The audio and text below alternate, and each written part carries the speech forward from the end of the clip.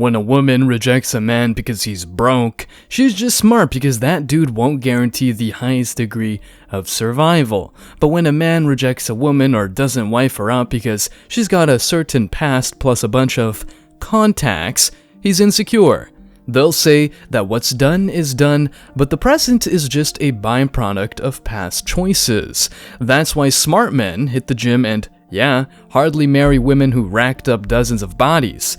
These women got really schooled. Take a look. Okay, you're overcomplicating things. Again, everyone's overcomplicating things. I don't think anyone wants to sleep with a woman or settle down with a woman who has 80 bodies. That's disgusting. How am I overcomplicating? I'm No, breaking down why. I know you're breaking it down, but it's something that doesn't need to be broken down. Most people, if they hear that you have 80 bodies, they'll be like, That's good. I bet she fucking Keep has. going. Let me tag something on at the end of that there. The reason why men have a sexual, I won't say revulsion response, because there's a human revulsion response, but it's intense for certain things, like you want to get away from a dead body. Like you want to get away from a dead body. You want to get away from things that smell, like feces. Fear of heights. There are things that human beings are instinctually want to get themselves away from, okay?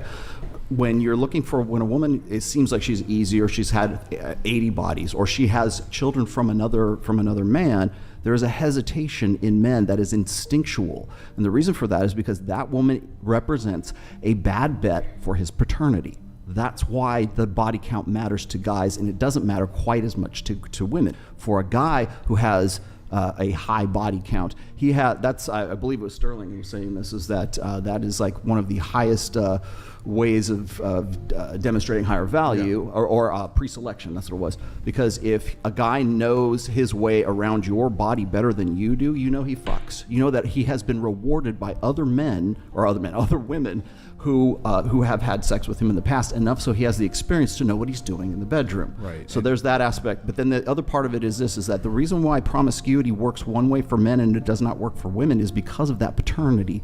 It's the understanding and the ascertaining whether or not the child is his child. Because since we were living in hunter-gatherer groups on the sub-Saharan African plains, up until 1980. Until we could actually up have until 1980, we didn't have tests, paternity tests. Yeah, so men have, it's been in our biological, evolutionary, innate interests to know or to try to ascertain whether or not the baby is our baby.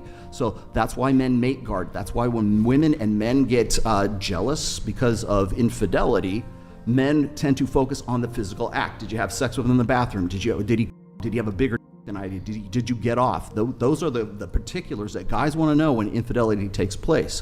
When a woman gets jealous because of infidelity, it's, do you love her? Am I losing my investment? Is my long-term security with this guy, is that in danger?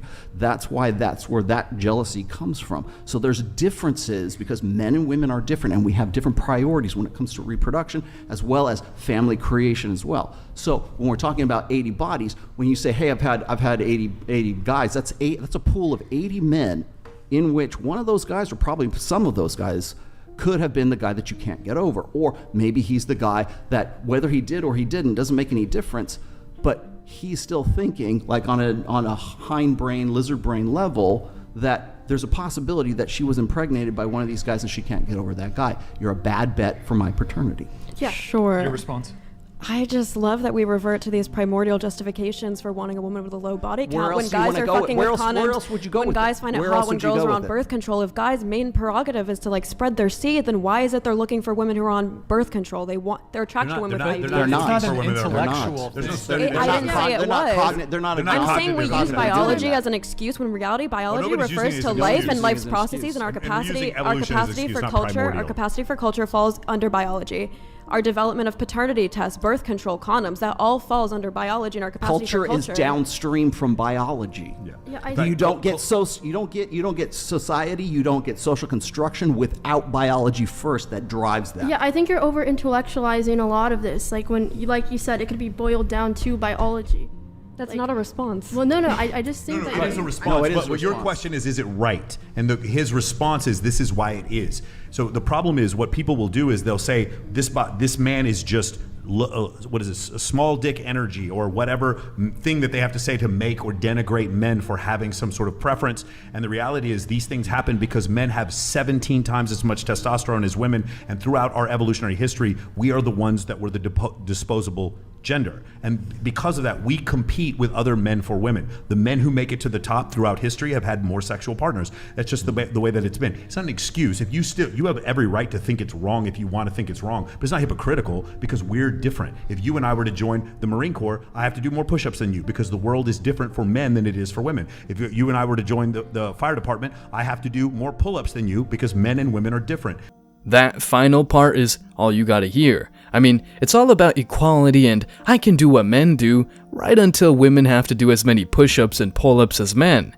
Anyway, the biological factor can never be neglected because it's just how humans are hardwired. Just like women are programmed to get the best man possible, aka hypergamy, men are programmed to look for low body count, modest women, because that will help them make sure the child is theirs. Let's take a look at the comments. You can't convince this woman because if you did, she'd have to accept that she will never get a man of value. She'll never accept it because the consequences of that realization will be too much to handle. You are fighting against a self-defense coping mechanism which prevents a breakdown, despair, etc., plus giving up her lifestyle. I think pair bonding is another big reason why it matters more to men than to women. If a woman has lots of sexual partners, she loses her ability to pair bond. My husband and I waited until we were married to have sex, and he is my whole world. I literally got anxiety attacks when I think about something bad happening to him. I pray for his safety every day, and I ask to God to please bless us with a long life together.